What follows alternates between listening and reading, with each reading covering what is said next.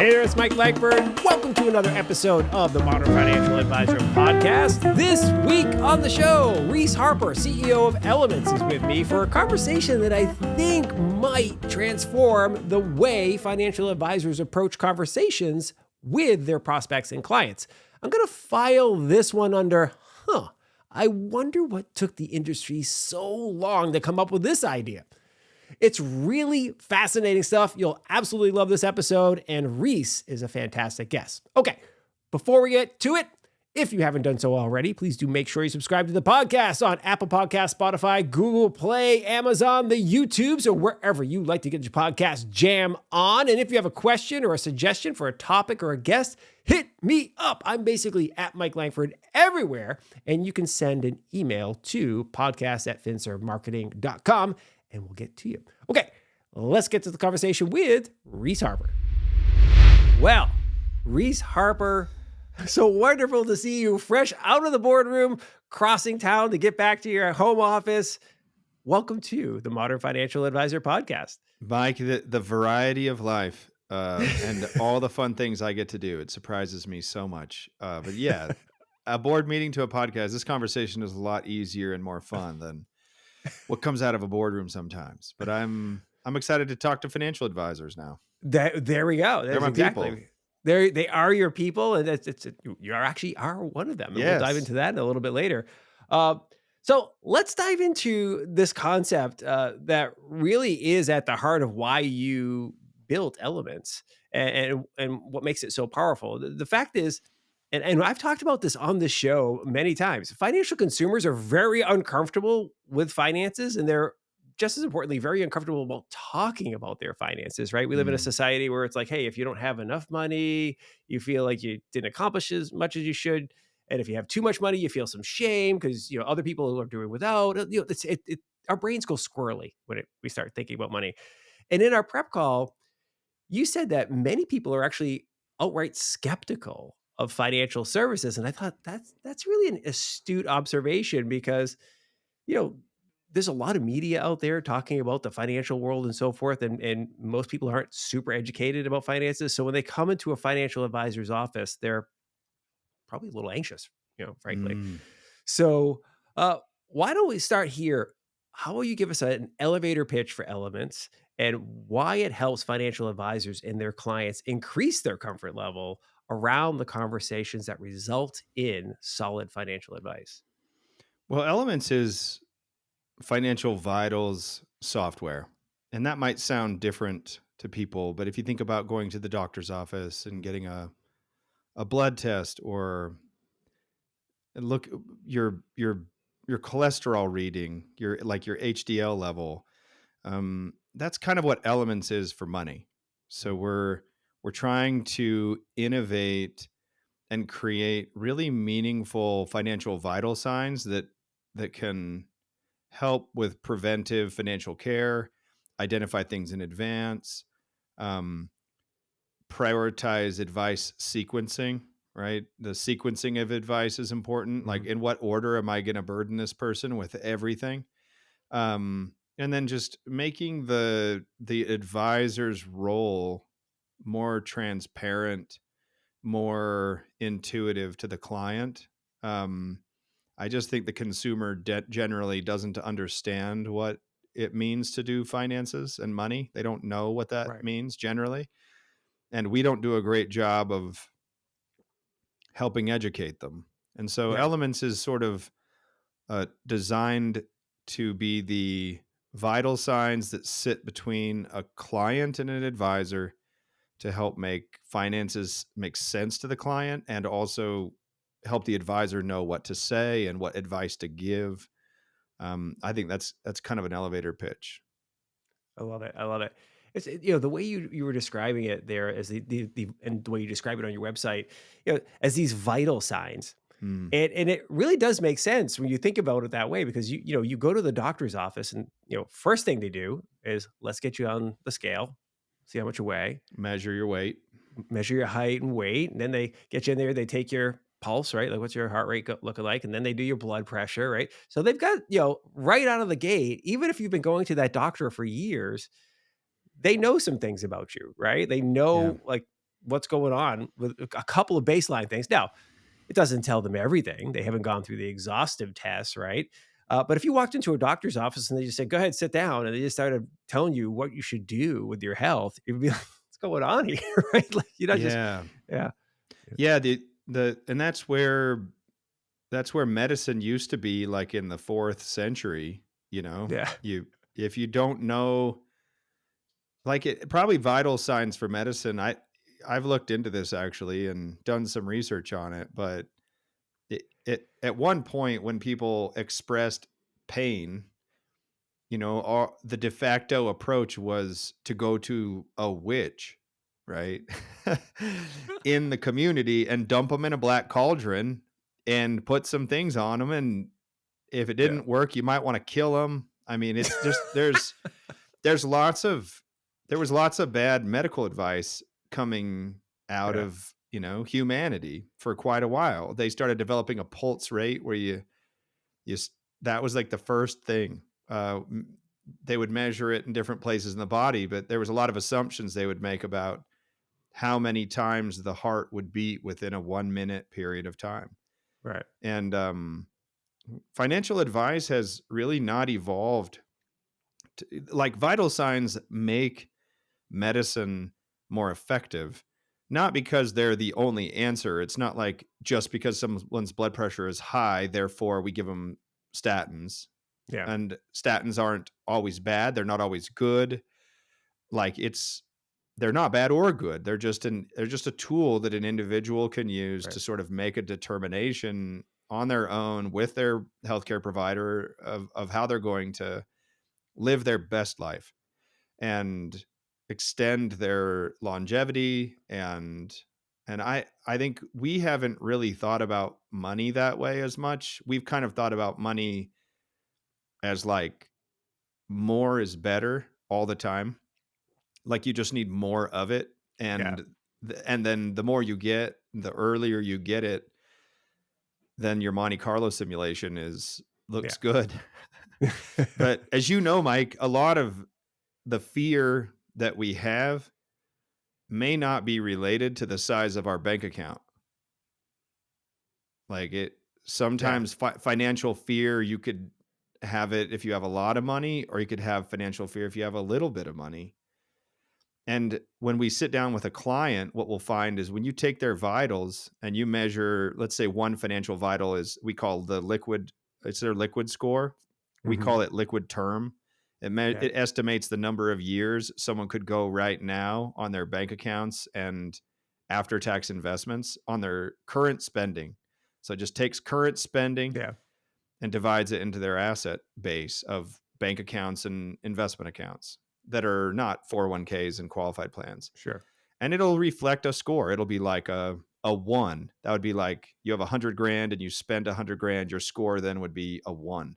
yeah, If it's a 5, that's going to be 5 years worth of liquidity. We're not doing inflation assumptions or yeah, projections here, but two people with the same score will feel very different about their score. Two people with the same age, same income level, yeah, same capacity to earn. One will maybe be happy as a clam and super stoked, and another one will be like depressed and dejected. yeah, Now that's not objective, right? Like the emotional response is not an objective response. It's a very subjective response. yeah, But if we don't have an objective set of scores, how are we going to decide when to encourage conservatism versus being more liberal in your spending? yeah, Like, how will we know if we don't have an objective set of scores?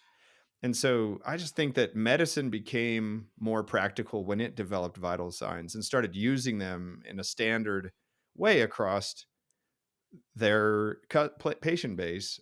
And I yeah, think that's what my vision is for elements. It's not the one tool to rule them all, but it is the hub and spoke. It's the hub of the first place you're going to look before you make assumptions about what to say to a client based on what they tell you. because what they tell you isn't always Yeah. objectively true. And it might be a reflection of how they feel. And it's important for us to have a gut check with data that's subjective. And I just don't think a Monte Carlo simulation is a great way to analyze current financial behaviors. Like current and present day financial behaviors are a different set of issues than how are things going to look in the future if we behave a certain way. Like Right. a model and a forecast is different. It serves a very useful function. I use it. I use different projection software almost every week, um, at least a couple of times a week. Like Yeah. it's important to reference certain assumptions that we have about how things are going to look in 10 years. But that's different than, is the client today healthy for their age, for their income level, for their balance sheet, for their total lifetime earnings, for how much they save, how much they spend, what their effective tax rate is. Those are vital signs. How much insurance they have, Right. how high is their debt to income ratio. Those are different than how are you going to be in 20 years.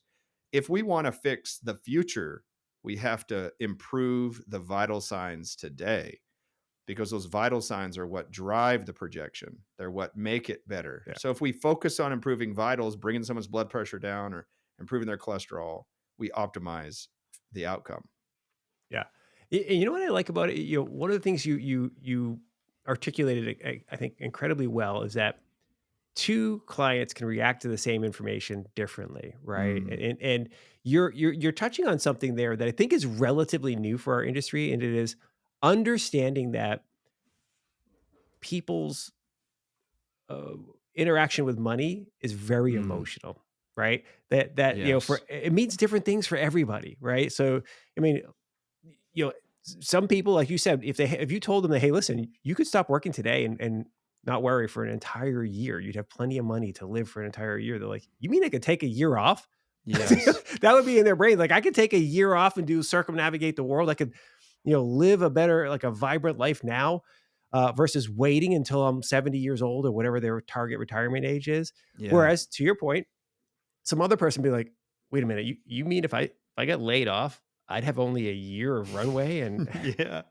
like, so Uh-huh. some of it's worldview, some of it is view of like their own ability, their own like capacity to change jobs if they needed to, or earn money as a solopreneur or whatever that is. But I love the fact that we are as an industry starting to do that now, that it's not all about, as it has been for a long time, saving for retirement. That's been a target goal for, kind of as long as financial advisors have been financial advisors, kind of like once we get out of stockbroker world and once people started being responsible for their own retirements with 401ks and the defined benefit plans went away, the number one goal really for finances has been, all right, are you going to be okay to retire someday, to stop working?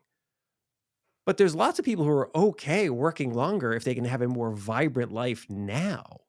Right? If they can Yeah. travel more, they can, not have to work 60 hours a week. Instead, they can work 30 hours a week and go on, climbing or kayaking or whatever it is, the things that they like to do, right? Yeah, Do that man. more, you know? Hmm. So it's really Yes. interesting. Are you finding that with some of the stuff you do with elements that people are able to appreciate that a little bit better? Yeah. I mean, like, I just want everyone listening to think about this. Like, imagine that you were able to live for years on the money that you currently have in the bank. What choices would you make? Yeah. And I think you'll see some people, like you said, Mike, will be like, dude, I'm going to change careers.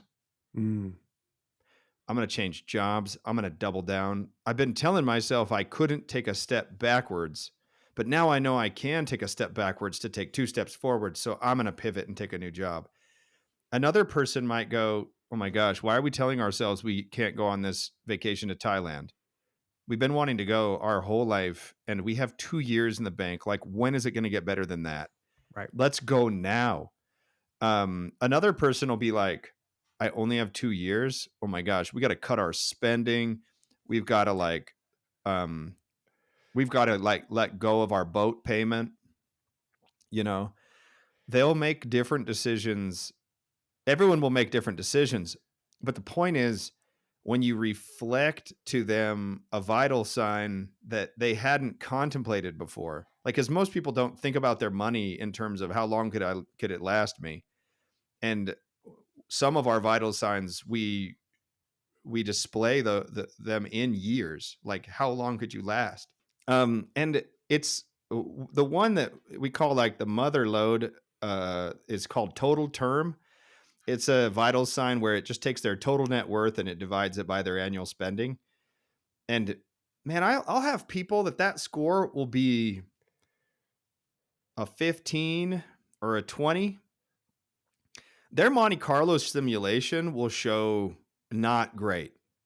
Like, it's not 100% probable. Like, if Yeah. your total term vital sign is a 15, that means you got 15 years of net worth. But that could be piled up in your house, that could be piled up in a business. Right. Like, it might not be all liquid. But when people look at that score, I've been surprised at how many people just bail and retire like quick. They're like, "No, Hmm. I'm gonna be done." I'm like, "Well, you're not gonna. It's not gonna make it. Like, it's not. You're not gonna make it like more than these number of years, and you're gonna have to sell your house, and you're gonna have to spend down your money." But if they got 5 years, they just go start living, and I'm like, "Oh, okay." Like, that's a I was not hoping you would do that, but like you did do that. And it gives me a Yeah. chance, or you want to do that. It opens up the conversation. It makes us be able to have a conversation. Like, even if they choose not to quit their job, I'm able to know that they're itching to quit. I mean, Yeah. now I know they're right on the edge. And some people will have that same score and they'll look at me and they'll be like, I'm never going to make it, huh? Like, I'm never going to make it to retirement. I'm never going to be able to have a retirement. And so just to emphasize that point, like, once our industry gets to a place where we're not telling people what to do, we're just like a co-pilot and a guide, Yeah. I think they'll start trusting us more. I love But it. we've been kind of dictators for the last 15 or 20 years. We've we've controlled the stock market. We've been the broker. Yeah. We were their gateway to being able to even diversify their portfolio and get access to capital markets. I mean, we kind of tried to monopolize their access to securities. Yeah. And then fintechs have just broken that down to where everybody can buy anything they want. But the cool part about giving people what they want is sometimes what they want is not good for them. And then they will see that it's not good for them. And if you look at like Wealthfront's CEO's pitch like 15 years ago and how like anti-financial advisor it was, Yeah. and then all it took was going 10 years without financial advisors, and now every one of the fintechs is like, we love financial advisors. Like, we Yeah. love them. They're so great Yeah. because the clients were sticking with their financial advisors, but they weren't sticking with the fintechs in a direct to consumer Yeah. um, path with as much fidelity. Like, Yeah. they were bailing, Yeah. and fintechs were not getting deeper share of wallet. People were not saving money like they thought. Turns out just being cheaper wasn't like an incentive Yeah. to Well, save. well, Vanguard's listen. been free since 1970, Mike. So it's Yeah. not like it's Yeah. always been cheap to self-direct, but That's right. it's hard to make good financial decisions because they're painful and they go against our natural inclination because we have usually been nurtured by our parents or by our lives Yeah. to want things that are probably conditioned on Yeah. us. We didn't make our own choices when it came to money for a while. Yeah. Well, you hit on something that it's always worth talking about. It's like there's there's a reason why financial advisors exist, right? And even going back when they were called stockbrokers and or agents or whatever, selling insurance, it's like the average person doesn't understand financial products. They don't understand things like the time value of money. Just Yeah. basic concepts. Like they just don't. They didn't learn it in school. And even if they did, they learned it a long time ago and they forgot about it. And they just don't understand how to apply some of those concepts. So it's overly complex for them to take all the moving variables. Oh, and then by the way, add in another person, a spouse, maybe, children, and so forth that have that are impacted by these decisions, and then be able to separate themselves emotionally from the decisions they're about to make Mm. to pilot a course that makes sense for their life, right? That's why you have an advisor. That's why you have a coach in other parts of your life, where it's somebody who's like, okay, I can be emotionally dispassionate about this concept. I Yeah. can hear everything that you're saying. And while I personally would not feel comfortable with having that 15-year total spend rate, quitting my job, right? Yeah. And doing some, you are okay, great. Now let's talk about the financial levers we can use, finance as a tool to help you navigate that path and help you be aware of like you may need to augment your income. So that means Yeah. you might have to work a different job here. You're not just gonna like quit your job and like live until 90 on your savings. That's just not Yeah. going to happen. So what are you going to do? Let's talk about that. Yeah, I think you're hitting on a point that like this is why Elements has been so successful so far. Is it? I think number one, we believe in financial advisors, and this whole process was about them. Like how do we get a financial advisor to be able to save time? How do we help educate their clients? How do we get people to speak a common language? How do we avoid like hours and hours and hours of like work inside of a complex projection as our first place to go. Like we shouldn't be like the first place a doctor goes isn't to go grab an MRI and like start doing blood tests Yeah. like in depth. It's just you're checking blood pressure and you're looking at cholesterol readings, like Yeah. it an MRI just takes a long time and it's very expensive. And that's Sure. like the equivalent of an in-depth like financial projection for you couldn't do them fast and dirty, but they're they're not intended to be fast and dirty. They're intended to be Yeah. highly precise and prescriptive. And so I think by being holistic with these vital signs and comprehensive, meaning there's a vital sign for taxes, there's one for spending, there's one for savings, there's one for debt, taxes, insurance, investments, liquidity, qualified plans. The list is there's 11 right now. Not too many to where it's just like overwhelming and Right. unmeaning. It's like imagine the vital signs report you get from a doctor. It's just like a big old chart of lots of stuff, and you kind of just tune out. I think that's where that's too much, right? For the consumer in finance, because in finance we're trying to get them to like learn terminology.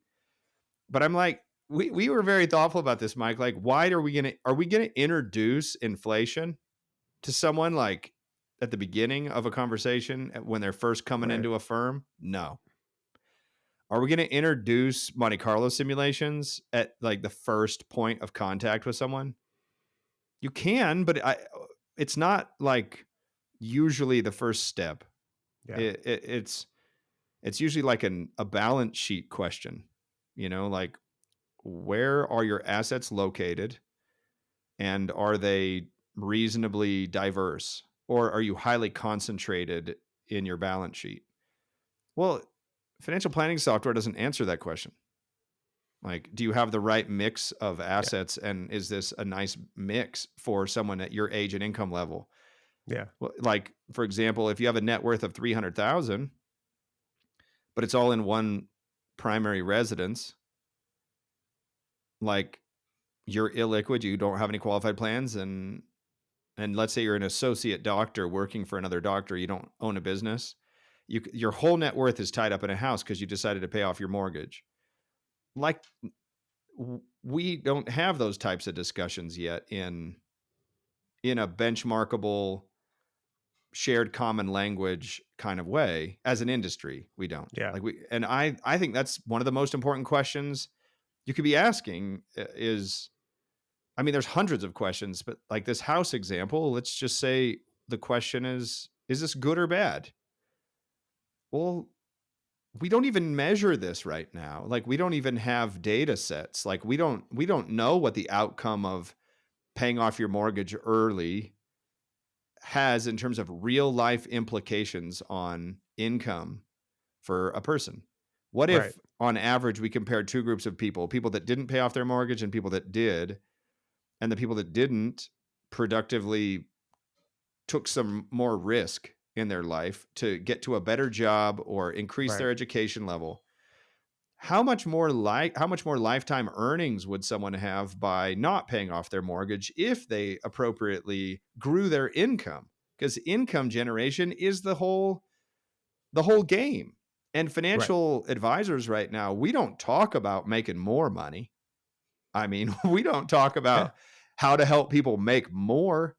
We just talk about how to put it in the right bucket. That's And right. I think we have a huge opportunity ahead of us to say, we do values intakes, we do personality testing, we do skills Campbell surveys and interest surveys, we do, Patrick Lencioni work, we do Colby working genius. I mean, we help people know if they're in the right career for their skill set, and we help them make more money. I mean, why wouldn't you do that? That's the way to get net worth to go higher, not just telling them a Roth conversion makes more sense this year. I mean, if the consumer doesn't like your occupation, we've got to figure out how to change the Yeah. value proposition of the industry. We can't be like, well, we'll just make it cheaper. Right. I, Yeah. I I mean, cheaper ain't going to cut it for anybody. I have been banging that drum, and I'm so grateful to hear somebody else say it, that the Oh, nice. notion that, like, there's no discussion about, like, is this person making enough money? Or should they be making more? That is never a conversation that happens from a financial advisor with their client, right? Yeah. It just doesn't. There's like, are you spending too much? Right. So that part's there, right? Are you saving enough? Are you investing at the right rate and with the right assets and so forth? Those conversations are there. Do you have enough insurance? But the conversation about like, hey, you've been at your company now for 7 years. Have you ever thought of looking outside of your company? Have you applied to other jobs or whatever? Because usually when you change jobs, you get anywhere from a 10 to 25% bump or whatever just for the same job. Like, Yeah. have you ever considered that, right? Just let's take a look to see if we could do a measure like what people who are like you said, an associate doctor, we'll use that one, uh, who are an associate level and a doctor working in this type of medical profession, what do they make on average or whatever with certain amount of tenure? Could we figure that out? You could be making an extra $50,000 a year. Yeah.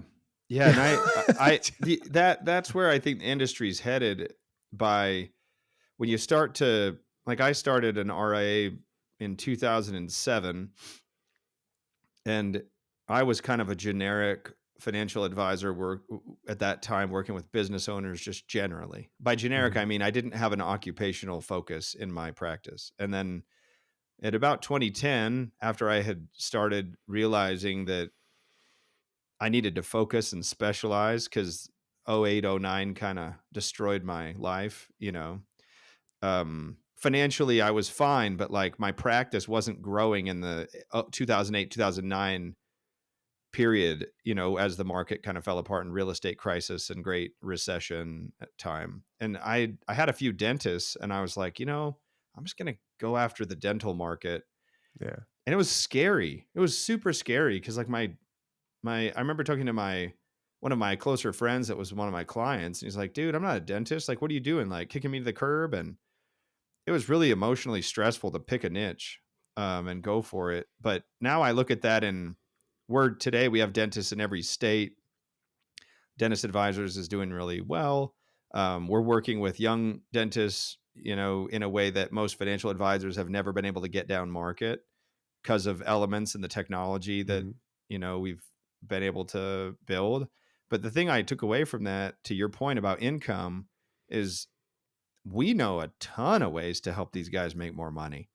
Because I mean, we have benchmarks on industry specific income levels. I mean, we have profitability benchmarks. We have thousands of data points to reference Yeah. from our own data set. So yeah, we're finding that, why do people pick us? Well, we just can help them more than the next financial advisor. And we charge more than the next financial advisor by a pretty significant amount. I mean, our AUM fee is higher, Yeah. than typical. And we also charge a baseline subscription fee that's pretty good revenue. And so we can only do that because of the total value proposition that we're offering, which a lot of it has to do with both the income and the expense side of someone's life. Where to put the money, yes, but also how to get more of it. Yeah. Yeah. Like which advisor are you going to pick? You Yeah. got two to pick, and one's like, well, I can help you make more. I know some ideas for you to make more money. I bet just by working with us next year, you could make an extra 10% of income Yeah. just by working with us. It makes your fee like disappear now. That's right. So I'm Yeah. just saying. Yeah. Anyway. The concept of working with industry, I've been really hammering on this. I had I've told this story before on the podcast, but I'm not sure if you've ever heard it. So why I have not? Let's not. go. Yeah. So I had a speaking engagement for Morgan Stanley at their top producer conference. I'm up there talking to everybody, and afterwards, this woman comes up to me, and I had noticed her during my speech because like, she stuck out like a sore thumb because there's all dudes there, there's very few women, and this lady was younger. So Hmm. she comes up to me, asks me, she started asking me some questions about the topic we talked about, and I go, listen, I was hoping I'd get a chance to talk to you. Like, tell me about your business here because you got to be doing pretty well to be in this room. She's like, oh, yeah, I did over $1 million last year. I'm like, Hmm. really? I go, so how long have you been in business? She's like, only 10 years. I'm like 32 years old. I'm like, no way. This is fantastic. Good for you. Hmm. So what's special about your business? She goes, I like widows. She Hmm. goes, I focus exclusively on widows. She's like, the first one happened by accident. She just started, she got referred to this lady who had lost her husband and she had never handled any of the finances. Hmm. He had handled everything. So she, white gloved it, helped take care of everything. And then of course, they will know other widows. Yes, So for she sure. and she got a referral to and she goes, something that's really interesting, Mike. No one's ever questioned my fee. Yeah, And man, she's like, that's cool. I am, and it's exactly what you're talking about. You specialize. You get to charge a specialist fee versus a Yeah. generalist Well, and fee. if you look at the medical industry, that's how it evolved too, right? That's right. I think vital signs are pretty important to this though, because that's why Elements is like we're set up in a way that lets these vertical specific financial advisors take advantage of their knowledge by having Yeah. their own proprietary data sets.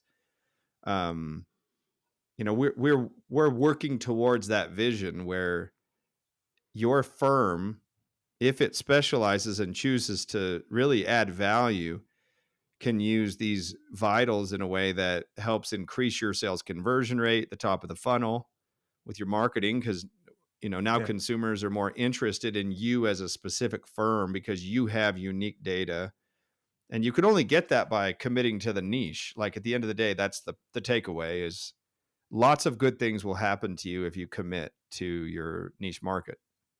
Love it. Love it.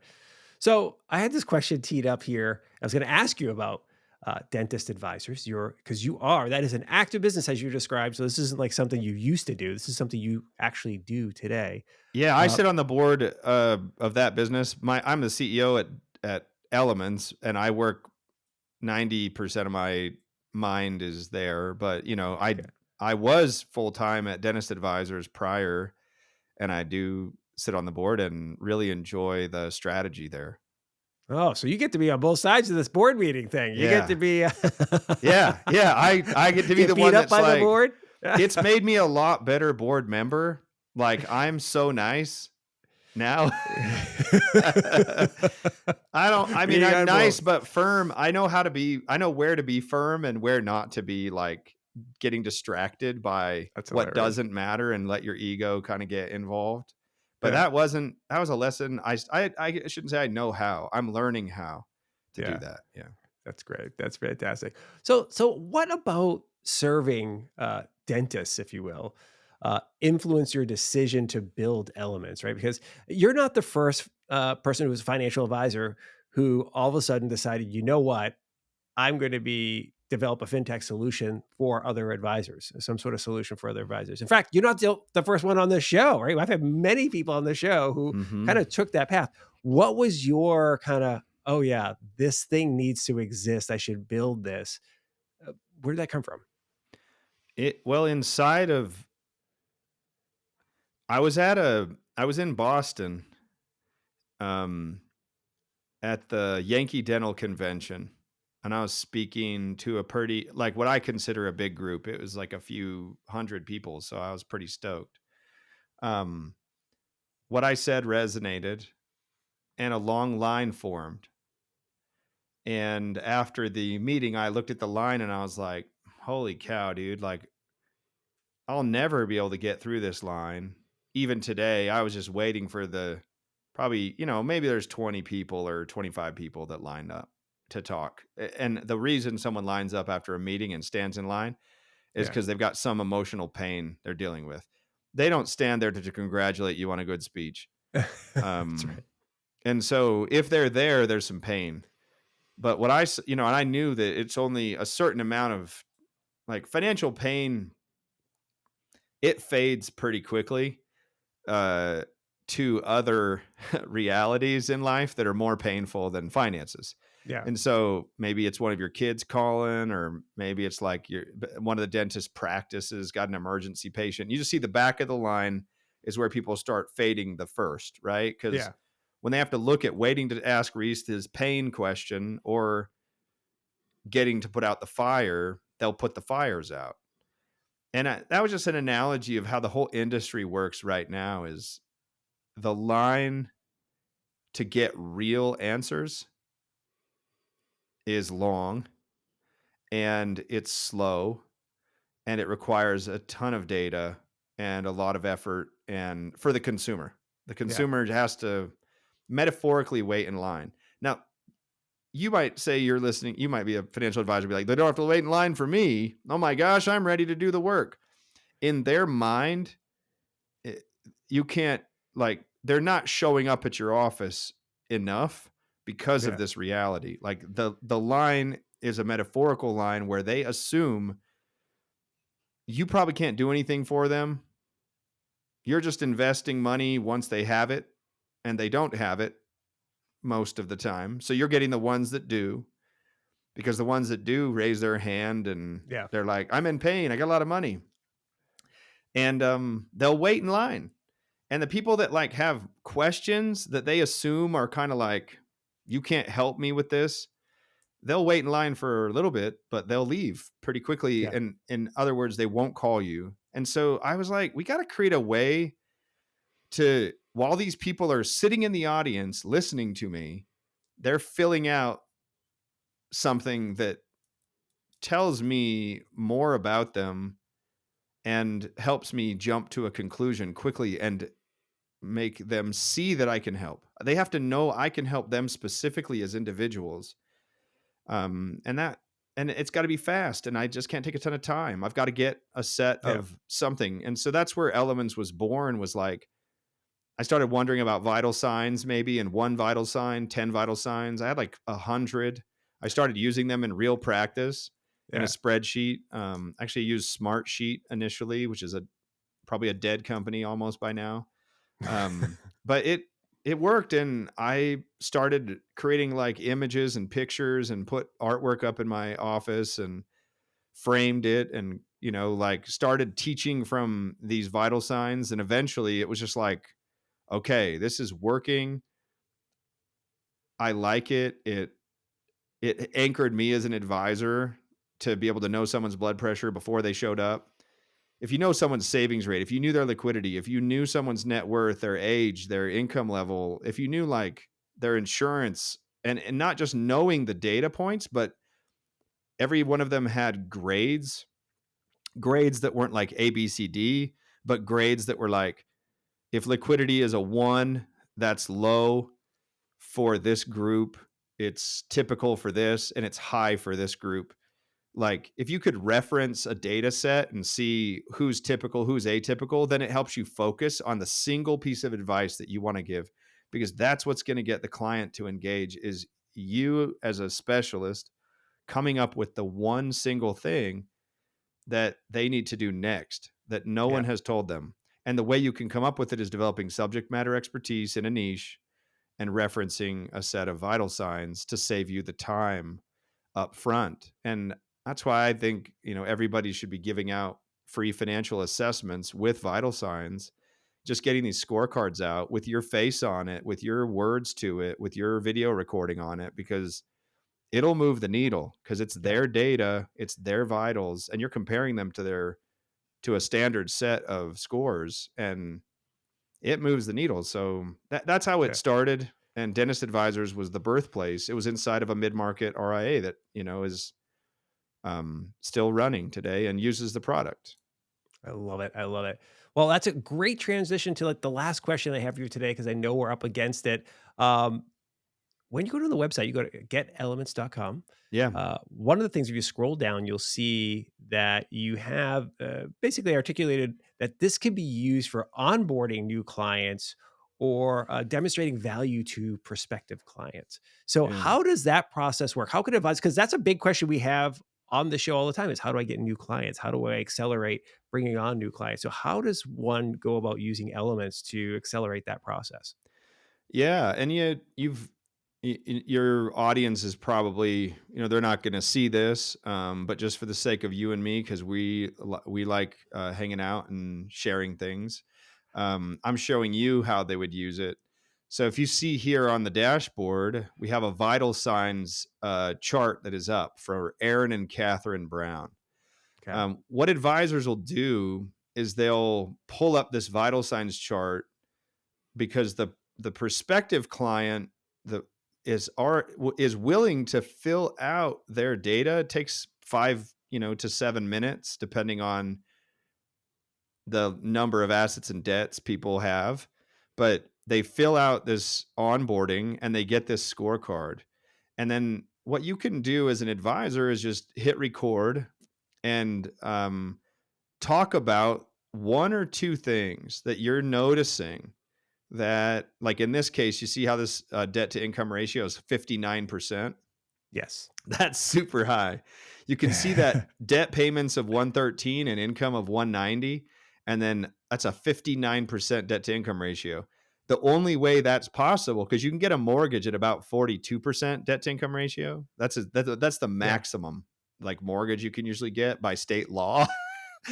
So if someone's at 59, that means they have credit cards plus the max mortgage plus a boat, and they Yeah. probably got the boat loan from someone who doesn't check credit.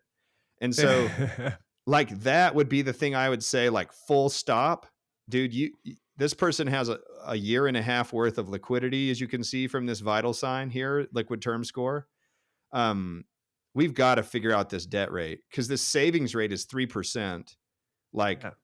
it's obvious from this scorecard, we got to have a debt conversation and we got to use this liquidity probably to start bringing that debt to income ratio down to a more typical range, like 35, 30, so that we can get that savings Yeah. rate up to 15 or 20. Now, if I just recorded that and I shared that with a prospect who had filled this out in 5 minutes, dude, I'm getting that client. I mean, it's Yeah. just like, it's so much value. And I'm just providing an observation of their balance sheet and their cash Yeah. flow that they've given me. And so that was the core invention in a prospecting context. That's how we would send out these videos, just allowing the person to see our interpretation of their current financial situation and kind of compare that to some healthy standards that we see. Yeah. And that's how I use it in prospecting.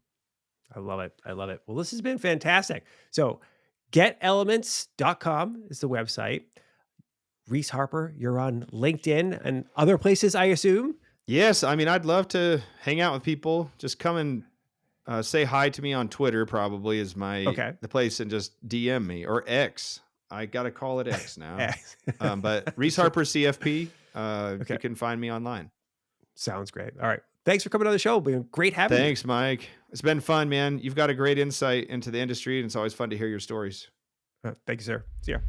Bye. Thank you very much for listening to and or watching this episode of the Modern Financial Advisor podcast. It's always fantastic to have you with us. Huge thanks to Reese Harper for joining us as well. Make sure you check out his podcast, by the way. It's called Elementality, and he co-hosts the show with Carl Richards. They're putting some really great stuff out into the world. I'm sure you're going to enjoy that show as well. Okay, that's all I have for you today. Hey, make sure you get outside and enjoy the great outdoors. It's beautiful out there. I don't know, maybe it's raining when you listen to this, but it is really nice. Get out there, get some fresh air, okay? And be nice to each other. We'll see you next time on the Modern Financial Advisor podcast. See ya. Bye.